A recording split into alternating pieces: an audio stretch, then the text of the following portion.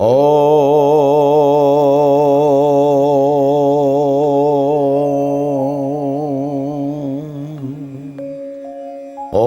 सनः पितेव सुनवे अग्ने सुपायनो भव सचस्वानः स्वस्तये। हे प्रभु, भौतिक जगत रे पिता जेपरी पुत्र पाई समस्त व्यवस्था करे, आपण मो न आसवा पूर्वर सब व्यवस्था करी मर्त्यमंडल को मते आड़ी। आपण के विश्व उपहार मते देइछंती, प्रत्येक पदार्थ को मोर जीवन चर्या पाई आपण उपहार स्वरूप देइछंती। हे प्रभु, आपणकर भक्ति और आपण प्रति नमन प्रदान करबा मोर ध्येय हो, एतिकी प्रार्थना एतिकी निवेदन। प्रभु, उपनिषदर उपकथार आज अध्याय को समस्त श्रोता बंधु मानू, समस्त दर्शक बंधु मानू, समस्त मित्रगण को मोर श्रद्धा सम्मान भक्ति निवेदन करुछि। बंधुगण, आम आलोचना करुथिले कठोपनिषद बाजश्रव ऋषि सर्वमेध यज्ञ करुथिला बेले जेतेबेले तांकर गुरुकुल रे पढ़ुथिबा तांकर पुत्र पचारिला, एई जो वृद्ध गोमाता माननकु आपण दबा द्वारा दाता को कष्ट होउछि। ये प्रश्न को शुणी सारा पर क्रोधवशत ऋषि कहीदेले तते मु जम को दउछि। आदौ अपेक्षा न करी आचार्य जमंक गृह को जाई जमंकर सहधर्मिणींकर जेते प्रकार चेष्टा सत्वे समस्त चेष्टा विफल होई 3 दिन काल खाद्य विहीन रे विश्राम विहीन रे अपेक्षा करिथिबा नचिकेता को आचार्य जम प्रत्यावर्तन कर सारा परे परिव्राजक जीवन रु कहले, ब्राह्मण पुत्र तमे पुणी ब्रह्मचारी, मोर द्वार रे तमे 3 दिन भले उपवास रहीच। सेतेबेले चेष्टा करिथिले नचिकेता निज जीवन रे सही परीक्षा को उत्तीर्ण होवा पई बहु समय रे चिंतन करुथिले। बहु नाम एमि प्रथम बहु नाम एमि मध्यम। मु अनेक लोक मान भितर प्रथम भी अनेक कथारे प्रथम भी होइछि, अनेक कथारे मध्यम भी होइछि। आज जदि गोटे परीक्षा आसे परीक्षा को सम्मुखीन हेबिनी काहेकि? मनुष्य प्रत्येक परीक्षा को सम्मुखीन होबा पई सर्वदा प्रस्तुत रहिबा दरकार। विपद बा दुर्घटना केबे काहाको पूर्व सूचना दे आसे ना। अनेक लोक भावंती पूर्व जानी थिले एपरि हेइतांती, ता नुहे बंधु। अनेक समय हमको सतर्क होबा को पड़िबो। विपद आसीगले सतर्क हवा ये तो निश्चित भल कथा, किंतु ता पूर्व भी सतर्क रहिबा दरकार। केतेबेले केउ मुहूर्त रे केउठी विपद आसीबो किए कहिबो? ये 3 दिन उपवास रहिबा, 3 दिन जाक आचार्य को अपेक्षा करी रहिबा, जड़े पुणी बालक भाव जड़े ब्रह्मचारी पाखरे ये संभवपर नुहे। लोक आज अपेक्षा करने को प्रस्तुत नुहे, भावुची तत्क्षणात केमिति हम। ये अपेक्षार फल जे केड़े मधुर कल्पना करि परिबेनी। प्रत्येक अपेक्षार फल मधुर। युधिष्ठिर भाषा रे जहा, आनंद स्वामी भाषा रे जहा, ये संसार रे समस्ते जो माने रात्रि को अपेक्षा करिसेंती सेई माने ही सूर्यालोक देखिसेंती। जो माने दुखर जंत्रणार भितरे धैर्यर सह अपेक्षा करिसेंती सेई माने सुखर संभार को भोग करिसेंती। सेति पई आचार्य जम कहिले, ब्रह्मचारी तमे ब्राह्मणर पुत्र पुणी गुरुकुलर ब्रह्मचारी, तमे 3 दिन मोर द्वार मुहरे उपवास रे रहिछ। तमे जानिछ, तमे भी जानिछ, तम गुरुदेव तुमको कहिथिबे ब्राह्मण पुत्र ब्रह्मचारी किंबा विद्वान जदि तम घरे प्रथम दिन उपवास रे रहे ताले गत जन्मर करिथिबा पुण्यर सब विनाश हो जाए। गत जन्म मानकर जेते पुण्य मु करिछि, जो पुण्य गुड़ा संचित पुण्य ताकु विनाश कर दिए। जदि विद्वान ब्राह्मण बा ब्रह्मचारी द्वितीय दिन उपवास रहे, अतिथिर सत्कार नहेला परे उपवास रही जाए, ताले इह जन्म रे जेतिकी पुण्य करिछि से पुण्य नष्ट हुए। जदि तृतीय दिन उपवास रे रहे ताले आगामी जीवन रे करुथिबा पुण्य गुड़िक मध्य विनाश ही जाए। तमे मोर 3 कालर पुण्य को विनाश करने को आसीच। ये 3 कालर विनाश करने पूर्व मु तुमको जमी विनाश न हो तुमको मु किसी दबाक चाहूँगी। स्वतः तमें मत मागी ना कारण मागिदेले तमें प्रार्थी हो दाता हो तमें जेहेतु 3 दिन मो द्वार मुहरे उपवास रहीच मोर पुण्यर विनाश हवा पूर्वर मोर संचित समस्त शुभकर्मर समाप्त हवा पूर्वर मु तुमको 3टी वर दौची जेहेतु तमें 3 दिन मो पाखरे अपेक्षा करिकी रहीच मते तेणु तुमको मु 3टी वर दौची तमें मते मागिना मु तुमको 3टी वर दौची तमें कौन मागुच माग। अनेक समय मनुष्य अप्रत्याशित भाव में अनेक आशीर्वाद मिल जाए। गुरु ग्रहण कले आचार्य जम नचिकेता को स्वीकार करनेले स्वीकार करला परे कहिले तमें जेहेतु 3 दिन मोर द्वार मुहरे मते अपेक्षा करी भोजन करना विश्राम करना अपेक्षा करिच तुमको मु स्वतः 3टी वर दौची। बंधुगण बेले बेले आपणकर धैर्य आपणकर शक्ति सामर्थ्य थिले भी आपण जेतेबेले सत्य पाई धैर्यर सह अपेक्षा करुचंती सेतेबेले परमात्मा कृपारे आपण निश्चित फल पाए एते भाबिबार किछि नाही। 3टी वर दवा जेतेबेले जम स्वयं इच्छा कले आपण चिंतन करंतु जेतेबेले स्वयं दाता दौछंती कौन मागिबा उचित अनेक समय आमर भूल हो जाए। नचिता कहला हे आचार्य केवल आपण मोर आचार्य नुहंती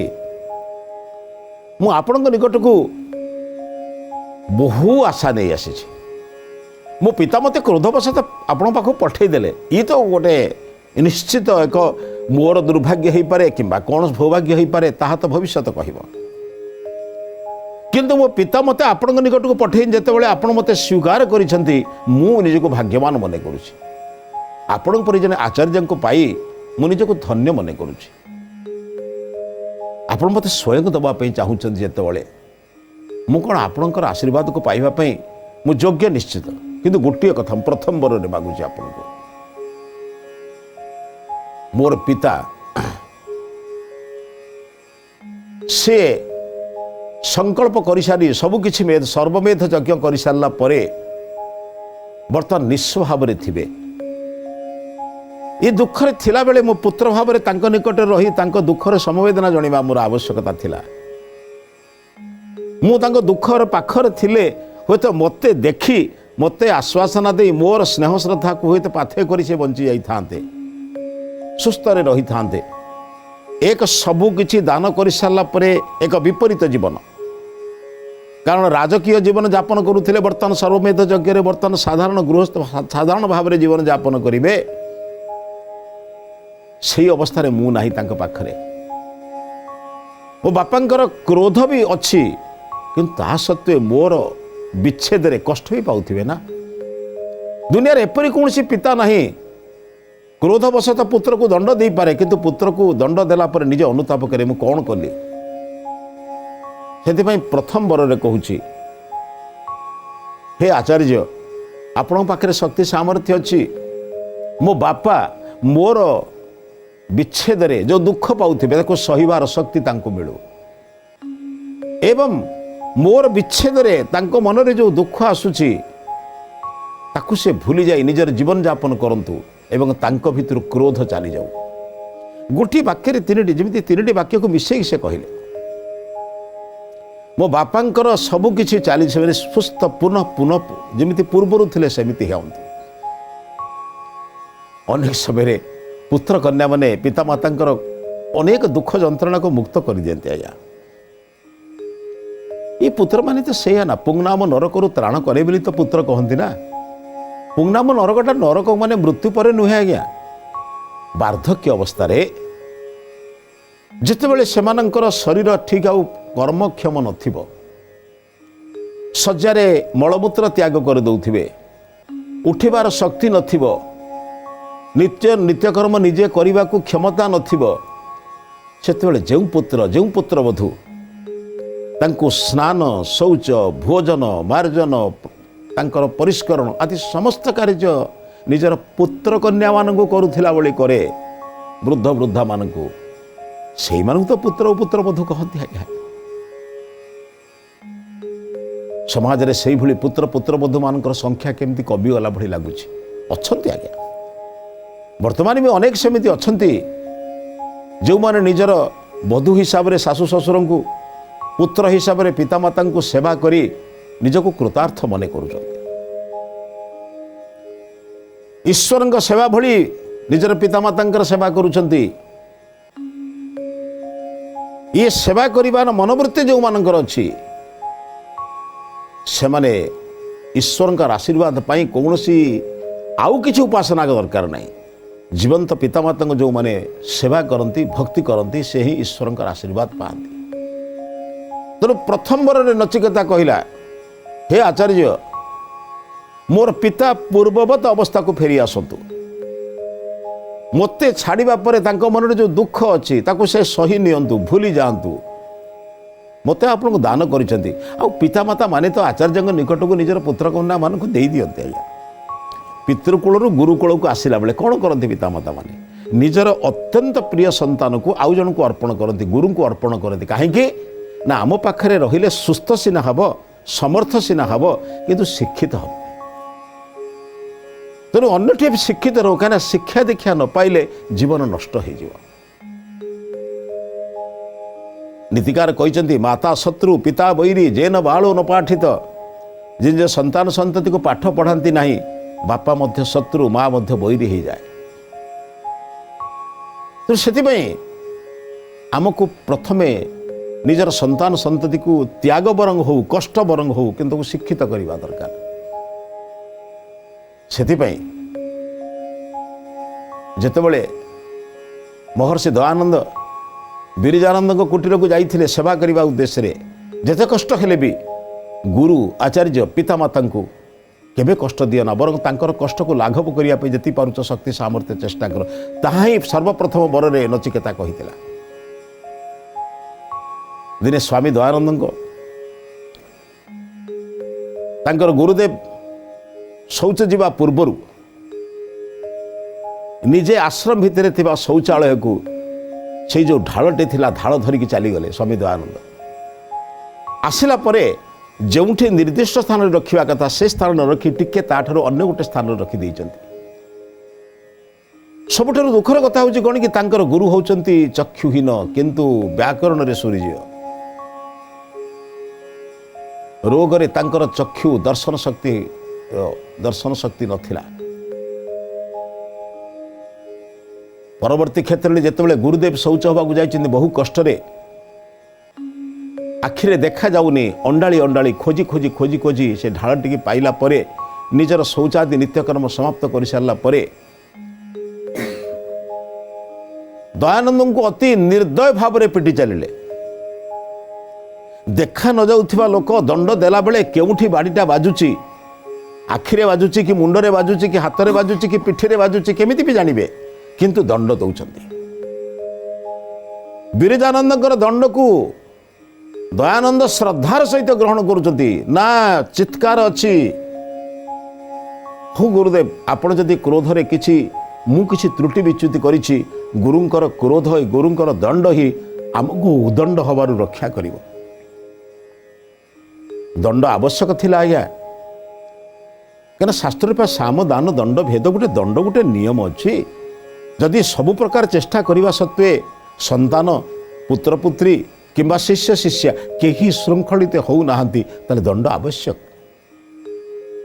साम माने शांति रे बुझाओ दान माने विद्या दान कथा बुझाओ ता सत्वे नहला दंड आवश्यक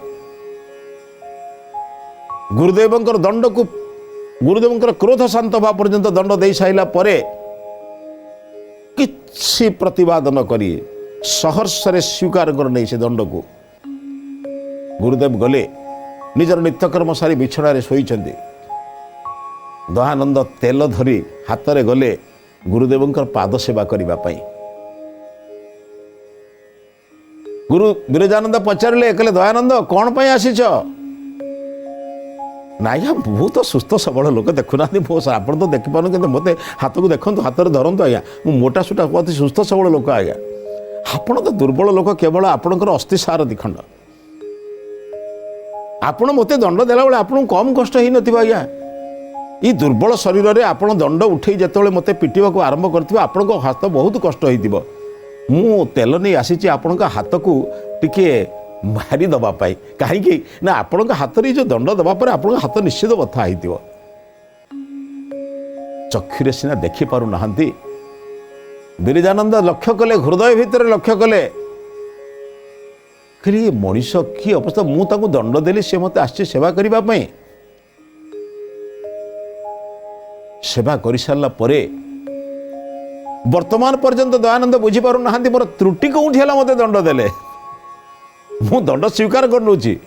गुरुदेव केवे भूल दंड दे नथिबे किछ गोटे दोष मोर हेइथिबो दंड देइथिबे तांकर पाद सेवा और हस्त को मर्दन कर सारा परे मोड़वा परे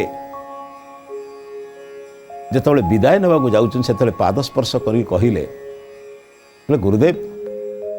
मोर त्रुटि कौन थिला मते आपण दंड देले दयाकर टिके कहिबे कि दयानंद तमे शौच जीवा पर से ढालटी को कौटी रखिथिल गुरुदेव मो द्वितीय थाकर थिला मो तृतीय थाकर रखी देछि माने गोटे पट्टा भाड़ी थाक भली थिला सेथिरे सब बेले द्वितीय थाकर रुहे किंबा ऊपर थाकर रुहे गुरु दयानंद को द्वितीय थाक रखी देइछंती तमे जानिछ तम गुरु होचंती चक्षुहीन तमे व्याकरण पढ़ा उद्देश्य रे तुम मो पाखु आसला बेले मु तुम हृदय भाषा को बुझी तुम कही मुझे पचारि तुम्हें किए तुम्हें कहल मु किए यही कथा तो जानापी आप निकट को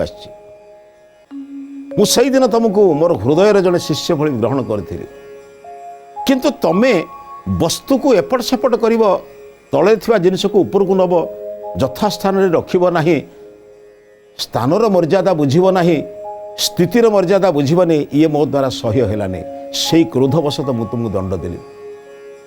कहले गुरुदेव ये सामान्य त्रुटि पर एत बड़ दंड कहले सामान्य त्रुटि कौच तुम पा देश में वेदर भाष्य कर कुसंस्कार विरुद्ध में स्वर उत्तोलन कर समाज में जो माने धर्म नाम ईश्वर नाम कुसंस्कार कर विरुद्ध में स्वर उत्तोलन कर तुम जब टिके भूल करदेव मंत्र सामान्य अर्थ भूल कर मंत्र भावना को टिके जदि बदलईदेव अनेक लोक तार सुजोग नहीं जिवे तम भली जने छात्र ठारे मु केबे चिंतन कर नथिली तमर स्थान भ्रष्ट हो बोली मु तम ठारे बहुत किछि आशा करूची तमे यथा स्थान रे जो स्थान रे जोटा अर्थ लिखिबा कथा जो स्थान रे जेपरि विचार रखिबा कथा ताहा न रखिले ये समाज रे आउरी को संस्कार बढ़ी जीवो तमर एई जो स्थान भ्रष्ट को मु केबे स्वीकार कर पार नथिली सेति पई तुमको दंड देली मु दंड देला परे वर्तमान अनुतप्त किंतु धन्य तमे दंड पाई मध्य मोर सेवा करिया आसिल ठीक सही परि नचिकेता जमाचार्य कहले आचार्य मु आपण द्वार मुहरे 3 दिन उपवास रही यहीटा बड़ कथा नुहे किंतु मोर पिता मते परित्याग करी जो दुख रे थिबे तांको दुखटा मोचन हो मो पई किछि दरकार नै मु तो छोट बालकटिए मोर कौन दरकार आज्ञा आपड़ तो सब किसी मो व्यवस्था करेंगे जेहेतु मत आप स्वीकार करदे माने मोर आउ किसी असुविधा नहीं मु अपेक्षा करी मो बापा जहाँ को मत प्रदान कर मत ग्रहण कले तो मुझे हेबी आपण मत ग्रहण करदेला माने मोर असुविधा कौन एडे बड़ लोक भरोसा रोथ लोकर असुविधा कौट रु गोटे अनुरोध प्रथम वर मागुची मोर बापा तांकर शांत संकल्प तांकर संकल्प करदेला परे मते सिना दान करदेले तांको भितर अशांति रही शांत हो जातु क्रोध चली जाऊ एवं पूर्व परी मते देखिले जेपरी स्नेह करते सेपरी स्नेह करतु एवं मोर तांको प्रति भक्ति आउरी बढ़ी जाऊ प्रथम वରରେ ମୁଁ ଆପଣଙ୍କୁ ଏତିକି ମାଗୁଛି आचार्य जम हसी कहले कहले जो बापा तुमको ये बालक अवस्था तांको ठारू दूरेई देई मो निकट को पठेले तुमर तांको प्रति कि असीम भक्ति से कहले प्रत्येक पितामाता आज्ञा तांकर हृदय अन्य जनक पाखु पठाती कौन पाई निज कूल गुरुकूल को पठाती तांकर पिला शिक्षित हब मर्यादा प्राप्त हब ज्ञान प्राप्त हब एवं संसार रे नाम रखिब माटीए तार पिला को दूर को पठाए कहीं ना तार मान वृद्धि हो माँ शब्द अर्थ हो माँ माने जे मान बढ़ाए संतान संस्कार दिए ताकू तो कहती माँ ସେଥିପାଇଁ ନିଜର ଅଲିଅଳ ସନ୍ତାନକୁ ଯାହାକୁ ନ ଦେଖିଲେ ଦଣ୍ଡେ ରହିପାରେ ନାହିଁ ସେ ସେହି ସନ୍ତାନକୁ ମଧ୍ୟ ଗୁରୁକୁଳକୁ ପଠାଏ। ଅପେକ୍ଷା କରେ ବର୍ଷର କେଉଁଠି ଥରେ ଆସିଲେ ମୋ ଧନକୁ ଦେଖିବି, କିନ୍ତୁ ପଠାଏ କାହିଁକି ନା ଶିକ୍ଷିତ ହେବା ପାଇଁ। ସେଥିପାଇଁ ମୋର ପିତାମାତା ମୋତେ ଆପଣଙ୍କ ନିକଟକୁ ପଠାଇଛନ୍ତି। ଆପଣ ଭାବନ୍ତୁନି କ୍ରୋଧବଶତ ସିନା କହିଦେଲେ, କିନ୍ତୁ ମୋ ଜୀବନଚର୍ଯ୍ୟାକୁ ବଦଳାଇବା ପାଇଁ, ମୋତେ ଭଲ ମଣିଷ କରିବା ପାଇଁ, ମୋତେ ଯୋଗ୍ୟ କରିବା ପାଇଁ କେଡ଼େ ବଡ଼ ଦାନ କରିଛନ୍ତି। ତେଣୁ ସେଇ ପିତାଙ୍କ ପ୍ରତି ମୋର ପ୍ରଥମ କର୍ତ୍ତବ୍ୟ ହେଉଛି ସେ ଆଗେ ତାଙ୍କର ମନ୍ୟୁ, ତାଙ୍କର କ୍ରୋଧ ନଷ୍ଟ ହେବ ଏବଂ ମୋର ଅଭାବରେ ତାଙ୍କ ଭିତରେ ଯେଉଁ କଷ୍ଟ ହେଉଥିବ, ମନେ ମନେ ସେ ମୋତେ ଯେଉଁ ଖୋଜୁଥିବେ, ଯେଉଁ ଭାବନା ଦୁଃଖ ହେଉଥିବ, ସେ ଦୁଃଖରୁ ସେ ମୁକ୍ତ ହେଇଯାଆନ୍ତୁ। ସେ ଭାବନ୍ତୁ ମୁଁ ଉପଯୁକ୍ତ ଆଚାର୍ଯ୍ୟଙ୍କ ନିକଟକୁ ମୋ ପୁତ୍ରକୁ ପହଞ୍ଚାଇଛି, ସେଠି ସୁସ୍ଥରେ ରହିବେ, ସମସ୍ତରେ ରହିବେ, ଭଲରେ ରହିବେ ଏବଂ ଶିକ୍ଷା ଦୀକ୍ଷା ପାଇ ପ୍ରାପ୍ତ ହେଇ ଆସିବେ ଏବଂ ସବୁଠାରୁ ତାଙ୍କ ମନରେ ଯେଉଁ ଅଶାନ୍ତି ଅଛି ସେ ଅଶାନ୍ତି ଦୂର ହେଇ ସେ ଶାନ୍ତ ହେଇଯାଆନ୍ତୁ। ଯମାଚାର୍ଯ୍ୟ କହିଲେ ଧନ୍ୟ ତେବେ ନଚିକେତା, ପିତାଙ୍କ ପ୍ରତି ତମର ଅଖଣ୍ଡ ଭକ୍ତିକୁ ଦେଖି ମୋର ତମ ପ୍ରତି ଯେଉଁ ସ୍ନେହ ଥିଲା, ଶ୍ରଦ୍ଧା ଥିଲା, ଆହୁରି ଦ୍ୱିଗୁଣିତ ହେଲା। ଠିକ୍ ଅଛି, ତମର ପ୍ରଥମ ବରକୁ ମୁଁ ସ୍ୱୀକାର କରୁଛି, ଯାହାକୁ ଆମେ କହୁଛି ତଥାସ୍ତୁ। ତମେ ଯାହା ମାଗୁଛ ତାହା ହିଁ ହଉ। ତମ ବାପାଙ୍କର କ୍ରୋଧ ଚାଲିଯାଉ, ସେ ଶାନ୍ତ ହୁଅନ୍ତୁ ଏବଂ ତମର ବିଚ୍ଛେଦରେ ଆସୁଥିବା ଦୁଃଖକୁ ସହିବାର ଶକ୍ତି ତାଙ୍କୁ ଦିଅନ୍ତୁ। ବନ୍ଧୁଗଣ, ଯିଏ ଆମର ଉପକାର କରୁଛନ୍ତି, ଯିଏ ଆମକୁ ଜନ୍ମ ଦେଇଛନ୍ତି, ଯିଏ ଆମର ରକ୍ଷାକର୍ତ୍ତା, ପିତାମାତାଙ୍କ ପ୍ରତି ଆମମାନଙ୍କର କର୍ତ୍ତବ୍ୟ କ'ଣ, ବହୁତ କିଛି ଶିଖିବାର ଅଛି ଆମର ଏଇଥିରୁ। ସେ ହୁଏତ କ୍ରୋଧବଶତଃ ଆମକୁ କିଛି କହିପାରନ୍ତି, କିନ୍ତୁ ଆମେ ତାଙ୍କ ପ୍ରତି କେବେ ବୈମନସ୍ୟ ଆଣିବା ନାହିଁ। ତାହା ହିଁ ହେଲେ ସେମାନଙ୍କର ଆଶୀର୍ବାଦ ହିଁ ସମସ୍ତ ଦେବତାମାନଙ୍କର ଆଶୀର୍ବାଦ ଭଳି, ଈଶ୍ୱରଙ୍କ ଆଶୀର୍ବାଦ ଭଳି ହୁଏ। ଯେଉଁଦିନ ଆପଣମାନେ ପିତାମାତାଙ୍କ ପ୍ରତି ଏଭଳି ଅଖଣ୍ଡ ଭକ୍ତି ରହିବ, ସେଦିନ ଈଶ୍ୱରଙ୍କ ଆଶୀର୍ବାଦ ନିଶ୍ଚିତ ମିଳିବ। ଏ ବିଚାର ସହିତ ଆଜିର ଅଧ୍ୟାୟକୁ ସମାପ୍ତ କରୁଛି। ଏ ଅଧ୍ୟାୟକୁ ସମାପ୍ତ କରିବା ପୂର୍ବରୁ ଆଜିର ହିତବାଣୀ ସମ୍ପର୍କରେ ଚିନ୍ତନ କରିବା। ପିତାମାତାଙ୍କ ଆଶୀର୍ବାଦ ଈଶ୍ୱରଙ୍କ ଆଶୀର୍ବାଦ ସହିତ ସମାନ। ଯେଉଁମାନେ ପିତାମାତାଙ୍କୁ ଭକ୍ତି କରନ୍ତି ସେମାନଙ୍କ ଉପରେ ବିନା ପ୍ରାର୍ଥନାରେ ଈଶ୍ୱର ସବୁକିଛି ଦେଇଦିଅନ୍ତି। ଆସନ୍ତୁ ଈଶ୍ୱରଙ୍କୁ, ପିତାମାତାଙ୍କୁ ସେବା କରିବା ଏବଂ ଈଶ୍ୱରଙ୍କ ଆଶୀର୍ବାଦ ପାଇବା। ଏ ବିଚାର ସହିତ ଆଜିର ଅଧ୍ୟାୟକୁ ଏଠି ସମାପ୍ତ କରୁଛି। ସମସ୍ତଙ୍କୁ ନମସ୍କାର।